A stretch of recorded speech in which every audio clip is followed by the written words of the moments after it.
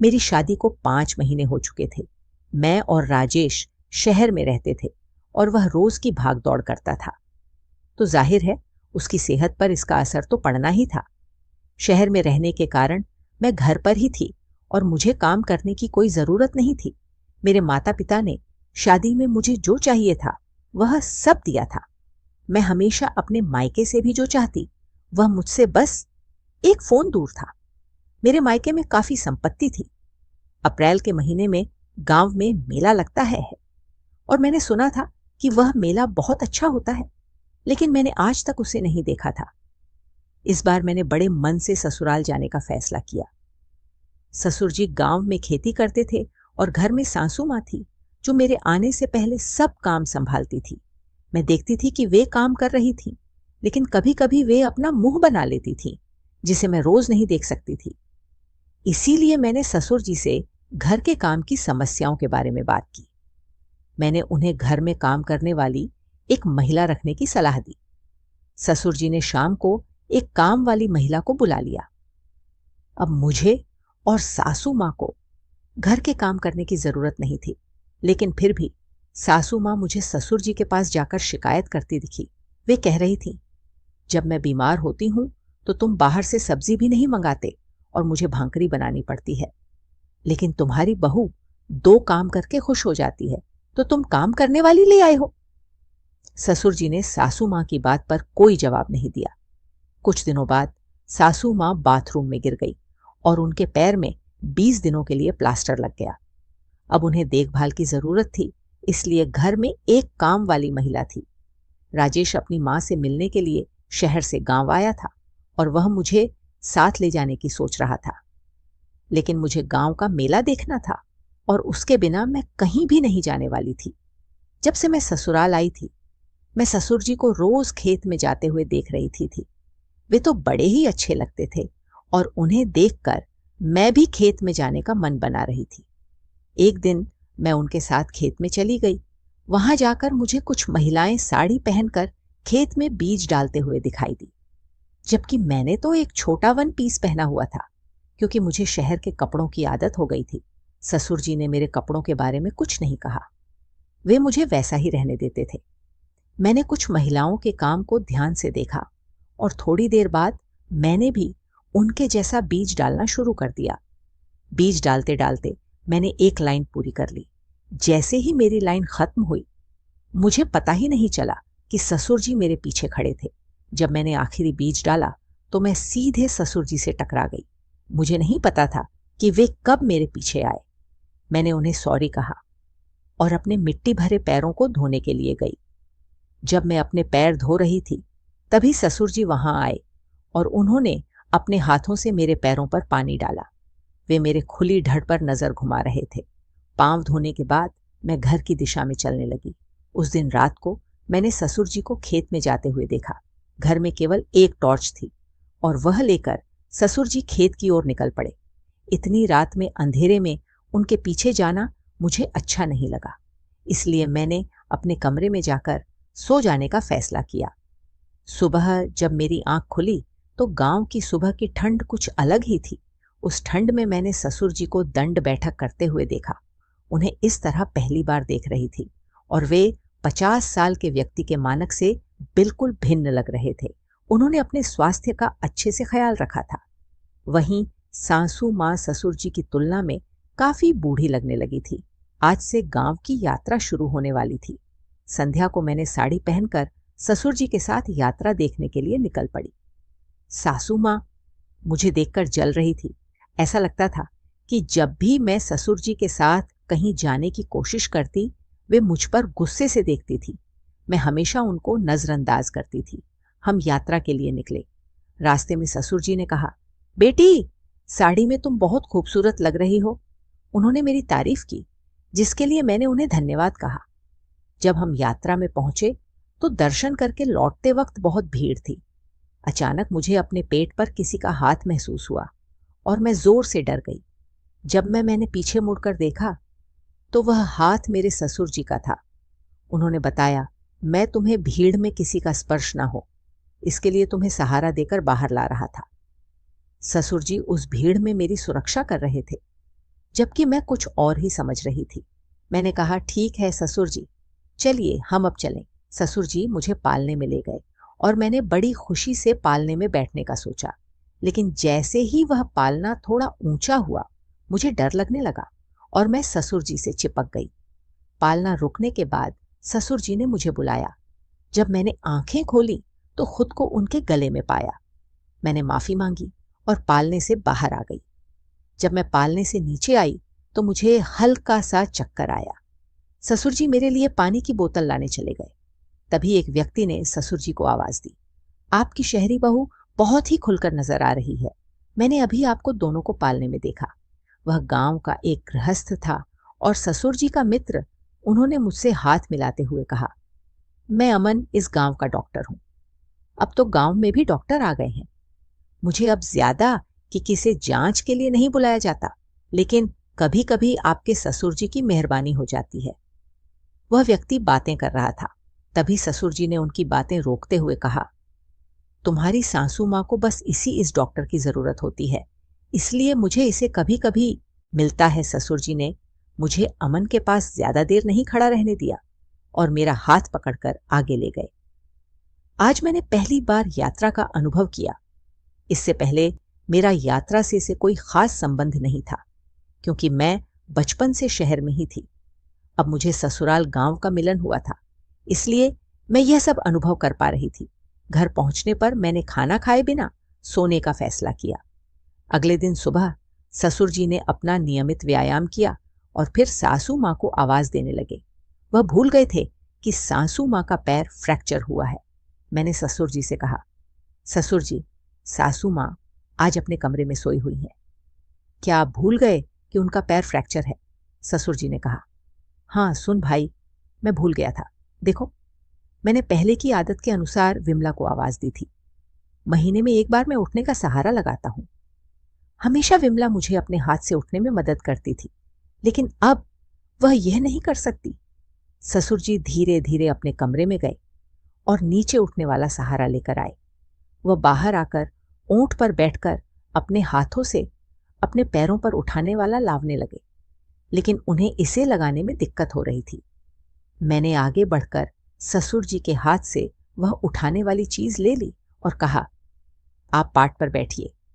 वे थोड़े शर्मीले हो रहे थे, लेकिन मुझे उनकी परवाह नहीं थी, क्योंकि मैं सोचने में खुली थी। मैंने ससुर जी से कहा, आप अपना कुर्ता भी उतारिए। अब तो वे और भी ज्यादा परेशान हो गए। मैंने उन्हें समझाया, मैं आपकी बहू नहीं, आपकी बेटी की तरह हूं, आप ऐसा समझिए।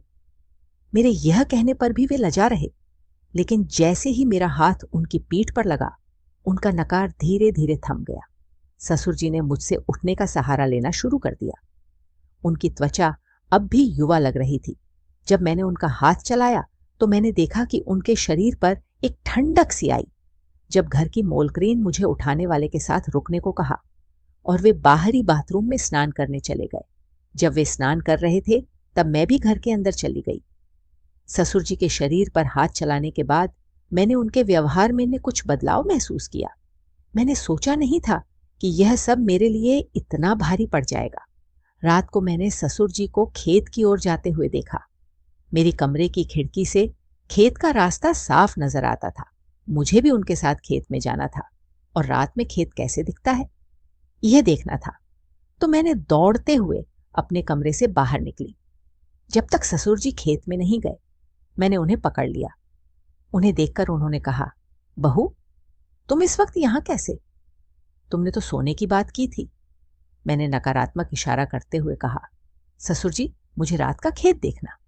इस पर उन्होंने कहा, देखो बेटा, रात में खेत में घास के कारण ठंड बहुत होगी, मैं तुम्हें वहां नहीं ले जा सकता। लेकिन मैं जानने पर अड़ी रही। ससुर जी ने फिर कहा, अगर तुम अंदर की ठंड सहन कर सको तो चलो, लेकिन मुझे खुद को संभालना थोड़ा मुश्किल होगा। ससुर जी चारों तरफ बहाने बना रहे थे कि मुझे अंदर न जाने दे, मगर मैंने उनकी एक भी बात नहीं सुनी। मैंने उनकी हर शर्त मान ली। अंत में हम खेत में जाने के लिए निकल पड़े। चलते चलते मैंने उनसे पूछा, इस समय आप खेत में क्यों जाते हो? ससुर जी ने बताया, रात में जानवर फसलों को नुकसान पहुंचाते हैं, इसलिए मैं कभी कभी खेत में घूमता हूं। बात करते करते हम खेत में पहुंच गए। वहां केवल एक हल्का सा लाइट जल रहा था और फसलों के कारण वहां बहुत ठंड थी। मुझे तो बहुत ठंड लग रही थी। उन्होंने मुझे देखा और कहा, बहू, मैंने पहले ही कहा था कि तुम्हें अंदर की ठंड सहन नहीं होगी। अब तो तुम ठंडी हो गई है ना। मैं उन्हें इनकार नहीं कर सकती थी क्योंकि वे सब कुछ देख रहे थे। ससुर जी ने मुझे अपने ऊपर एक शॉल दे दी और फिर उन्होंने मुझे वहां चल रहे लाइट के पास खड़े होने को कहा और वे थोड़ी अंदर जाकर जांच करने लगे कि वहां कोई जानवर तो नहीं है। तब मुझे एक अजीब आवाज सुनाई देने लगी। मैंने ससुर जी से उस आवाज के बारे में पूछा तो उन्होंने कहा, रात में कई बार ऐसे आवाज आती है, लेकिन डरने की कोई जरूरत नहीं है। मेरा हाथ पकड़ो और आगे बढ़ो। मैंने ससुर जी का हाथ पकड़कर आगे बढ़ने लगी। अचानक मेरा पैर वहां पड़े, एक पत्थर में अड़ गया और मैं ससुर जी के ऊपर गिर गई। हम दोनों गलती से एक गन्ने के ढेर पर पड़े थे और हम एक दूसरे के बहुत करीब आ गए। उनकी धड़कन थोड़ी तेज हो गई थी। ससुर जी ने कहा, आज पहली बार तुम्हारी सासू जी के बाद कोई दूसरी महिला इतनी पास आई है। यह सुनकर मैं तुरंत उनसे दूर हो गई और कहा, ससुर जी, मेरा पैर गलती से अड़ा था और मैं आप पर गिरी, ऐसा कोई और मतलब नहीं है। मैंने यह भी कहा कि मैं खेत का रास्ता नहीं जानती, इसीलिए मुझे घर पहुंचने तक आपका हाथ पकड़कर चलना पड़ा। जब हम खेत से बाहर आए तो हमें अमन मिले। उन्होंने हमें नीचे से ऊपर तक देखा। मेरा हाथ अभी भी ससुर जी के हाथ में था। इससे उन्हें मेरे संबंध पर शक हुआ। जैसे ही मेरी नजर उन पर पड़ी, मैंने ससुर जी का हाथ छोड़ दिया और घर की दिशा में बढ़क घर पहुंचते ही दरवाजे पर काम वाली मुझे नजर आई। मैंने उनकी तरफ ध्यान नहीं दिया और अपने कमरे में चली गई। दूसरे दिन सुबह डॉक्टर घर आए। उन्होंने मुझे ऐसी नजर से देखा कि मुझे अजीब सा लगा। ससुर जी ने उन्हें बड़ी आंखों से देखा तो उन्होंने मेरी तरफ देखना बंद कर दिया और फिर सासू मां के कमरे में चले गए, जहां वे उनकी जांच के लिए आए थे। सासू मां के कमरे में मैं आज नहीं गई। जब डॉक्टर सासू मां के कमरे से बाहर आए तब ससुर जी उन्हें घर के बाहर छोड़ने गए। इसी दौरान काम वाली मां के कमरे से बाहर आई और कहा, बड़ी मालकिन ने आपको अंदर बुलाया है। काम वाली मुझे बताकर किचन में चली गई और मैं सासू मां के कमरे में गई। अंदर जाते ही मैंने उनकी तबीयत के बारे में पूछा तो सासू मां बोली, मेरी तबीयत की बात छोड़, लेकिन तुम्हारा क्या चल रहा है? तुमने मुझे प्लास्टर करवाकर एक कमरे में बैठा दिया और तुम अपने सासरे के करीब जाने का प्रयास कर रही हो।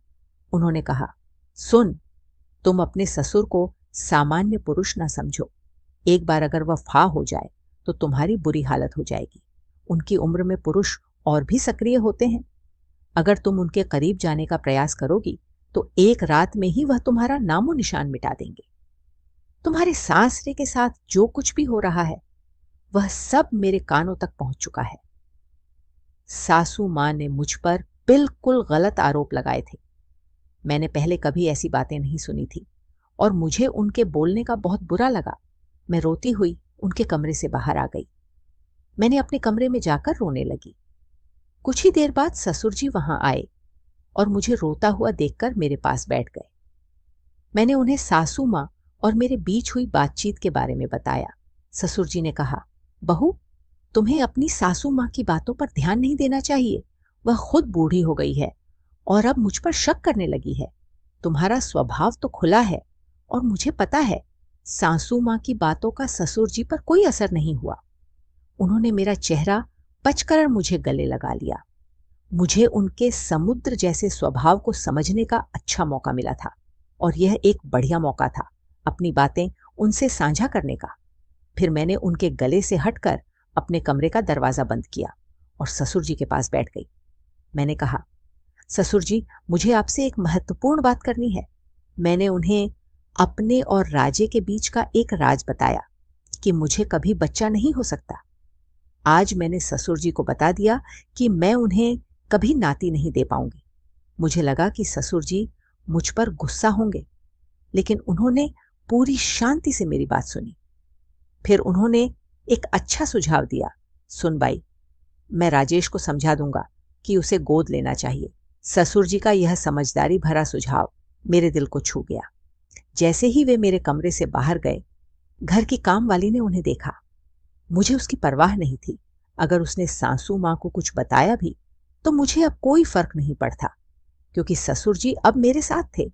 सासू माँ ने मुझसे कई अनावश्यक बातें की, लेकिन मैंने ससुर जी का समर्थन नहीं छोड़ा।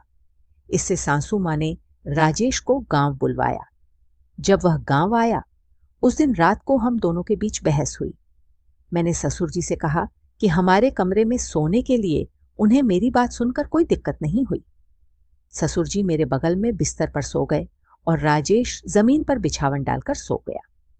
कुछ समय बाद मुझे राजेश की नींद में बड़बड़ाने की आवाज सुनाई दी, जिससे मैं चौंक गई। डर के मारे मैं ससुर जी के पास जाकर चिपक गई। कुछ समय बाद मुझे नींद आ गई, लेकिन आधी रात को मेरे ऊपर किसी के हाथ का एहसास हुआ और वह हाथ ससुर जी का था। उन्होंने मेरे चेहरे पर भी हाथ फिरा। कुछ देर बाद वे मेरे पास से उठकर कमरे से बाहर चले गए। जब मैंने उन्हें बाहर जाते देखा तो मैं भी उनके पीछे चली गई। उस रात उन्होंने कई काम अधूरे छोड़कर कमरे से बाहर बाहर निकलने का फैसला किया। मैंने ठान लिया था कि मैं आज ससुर जी को दूर नहीं जाने दूंगी। मुझे समझ में आ गया था कि आज रात उन्हें मुझसे क्या चाहिए। ससुर जी अब खेत की ओर जा रहे थे, तो मैंने छुपकर उनके पीछे जाना शुरू कर दिया। आज वे खेत के एक अलग हिस्से में गए थे और वहां एक छोटी सी कुटी में दाखिल हुए। वहां एक बत्ती जल रही थी और वह जगह काफी गोपनीय सी थी, क्योंकि मैंने पहले कभी उसे नहीं देखा था। ससुर जी ने कुटी में जाते वक्त चारों तरफ नजर डालकर देखा और फिर अंदर चले गए। मैं एक पेड़ के पीछे छुप गई। जैसे ही ससुर जी अंदर गए, मैंने पेड़ के पीछे से बाहर आकर उस कुटी की ओर बढ़ने लगी। अंदर से मुझे एक महिला के रोने की आवाज सुनाई देने लगी। जब मैं खिड़की से झांक कर देखने लगी तो मेरे पैरों तले से जमीन खिसक गई। अंदर एक महिला थी जो प्रेग्नेंट लग रही थी। ससुर जी और सासू माँ से छिपाकर इस तरह की बातें कर रहे थे। वहां अमन डॉक्टर भी मौजूद था, जो उस महिला की जांच कर रहा था। ससुर जी ने कहा, आज से हम अच्छी ट्रीटमेंट शुरू करेंगे। ये बच्चा हमें सुरक्षित चाहिए और इसकी दूसरी माँ बाहर इंतजार कर रही है। मैंने इसके लिए एक धनी माँ ढूंढ ली है और यह बच्चा मैं उसे ही दूंगा। यह सुनकर वह महिला बोली, मेरे बच्चे को मुझसे दूर मत करो, मुझे यहां से जाने दो। ससुर जी ने कहा, एक बार जब तुम अपने बच्चे को जन्म दे दोगी तो मैं तुम्हें यहां से भगा दूंगा। उनकी बातें सुनते हुए अचानक मेरे पैरों के नीचे कुछ चलने जैसा एहसास सांस हुआ और मैं जोर से चिल्ला पड़ी। मेरी आवाज सुनकर ससुर जी और अमन दोनों बाहर आ गए। मुझे वहां देखकर वे दोनों भी चौंक गए। मैं उन्हें किनारे करते हुए कुटी के अंदर चले गई। ससुर जी भी मेरे पीछे आ गए। मैंने उनसे पूछा, ससुर जी, यह सब क्या है? तो उन्होंने बताना शुरू किया, हिमाई को हमारे खेत में काम करने के लिए रखा है। उसके पति ने उसे गर्भवती होने पर छोड़ दिया और मैं उसकी मदद कर रहा हूं। फिर उन्होंने बताया कि वह महिला कोई और नहीं बल्कि सीमा है, जो राजेश की पहली पत्नी है। ससुर जी की इस बात को सुनकर मैं आश्चर्यचकित रह गई। मैंने उन्हें बताया कि मैंने सीमा और राजेश का साथ में फोटो देखा है। वे तो थोड़े घबरा गए और बोले, बहू, तुम इसके लिए मेरी परवाह मत करो। जो कुछ भी तुमने देखा है वह तुम्हारे पास ही रहना चाहिए। मैं तुम्हारे बारे में जानता हूं कि तुम्हें बच्चा नहीं हो सकता। यह राज मैं अपने पास रखूंगा, जैसे उसने बच्चे को जन्म कहा। शादी के बाद से आज तक मैंने राजेश के साथ एक भी दिन प्यार से नहीं गुजारा। हर 3-4 दिन में मुझे उसके मुंह से सीमा नाम सुनाई देता है। उसने कभी अपनी पहली पत्नी के बारे में मुझसे नहीं बताया, लेकिन वह हमेशा सपने में उसका नाम लेता था। मैंने उसका फोन चेक किया और उसने सीमा के साथ उसके कई फोटो देखे। मैंने स्पष्ट किया कि सीमा का रहस्य जानने के लिए ही मैं यहां आई थी। मैंने उनसे झूठ कहा कि मुझे बच्चा नहीं हो सकता, क्योंकि मैं चाहती थी कि मैं उनका असली चेहरा देखूं। जब अमन रात को हमें खेत के पास मिला था, तब मुझे केवल शक हुआ था। तब मैंने देखा था कि अमन की बैग से कुछ दवाएं गिर गई थीं, जो गर्भवती महिलाओं को दी जाती है। मुझे पता था कि अमन प्रसव विशेष सज्ज है और मैंने कुछ लोगों से इसके बारे में भी सुना था। तुम्हारे अपने बच्चे को दत्तक देने की योजना थी, यह सब मैंने समझ लिया था। तभी राजेश ने कहा, बाबा, आपने तो मुझे बताया था कि सीमा किसी के साथ भाग गई, लेकिन आपने उसे यहां क्यों बंद रखा है? ससुर जी इस पर कुछ नहीं कह रहे थे, बस सिर झुकाकर खड़े थे। तभी सीमा बोली, राजेश, जब तुम शहर में थे तब तुम्हारे माँ बाप मुझसे पैसे मांगते। मेरे पिता ने शादी में दहेज के लिए अपनी खेती बेच दी थी और अब उनके पास कुछ भी नहीं बचा। मैंने उनके सामने पैसे मांगने की हिम्मत भी नहीं की। तुम्हारे माँ बाप ने मेरा बहुत उत्पीड़न किया। तुम्हारे विश्वास को उन्होंने अपने फायदे के लिए इस्तेमाल किया। उन्होंने कहा कि मैं भाग गई हूं क्योंकि वे तुम्हारा विवाह किसी और अमीर लड़की से कराना चाहते थे। वह अमीर लड़की उनके लिए काफी पैसे दे सकती थी। तुमने उनके शब्दों पर विश्वास किया और यह मान लिया कि मैं भाग गई हूं, लेकिन मेरा प्यार सच्चा था, इसीलिए हमारी आज मुलाकात हो सकी। सीमा ने आगे कहा, जब ससुर जी ने मुझे यहां लाया तब मुझे गर्भधारण के लक्षण दिखाई देने लगे। यह बच्चा हमारे प्रेम का प्रतीक है। अगर तुम आज यहां नहीं आते तो इन लोगों ने मेरे साथ जो किया होता वह मैं नहीं बता सकती। ससुर जी ने पैसे के लिए राजेश की दूसरी शादी कर ली थी। मुझे शादी के समय इस बात का पता नहीं था कि राजेश की पहले से ही शादी हो चुकी है। पहली नजर में वह मुझे पसंद आया था, इसीलिए मैंने उससे शादी करने के लिए हाँ कर दी। यह सब सुनकर मैं सोच में पड़ गई। हर बात ने मुझे और उलझा दिया था। मेरे मायके से अच्छा खासा दहेज मेरे माँ बाबा ने दिया था। ससुर जी ने मेरे दहेज के पैसों से 5 एकड़ खेत खरीद लिया था। इतना मात्र नहीं, मेरे पिता ने शहर में एक फ्लैट भी खरीद कर दिया था। लेकिन राजेश को मेरे मायके के पैसों में कोई रुचि नहीं थी। उसके माँ बाप ने जो कहा उसे उसने सुन लिया था। मुझे राजेश और सीमा की आंखों में एक दूसरे के लिए प्यार दिखाई दे रहा था। दोनों ने मेरी के लिए आभार व्यक्त किया। राजेश ने मुझसे कहा, पूनम, क्या तुम्हें डर नहीं लगा? तुमने मेरी और सीमा की मुलाकात करवाई, लेकिन तुम्हें नहीं लगा कि इसका नुकसान तुम्हें होगा?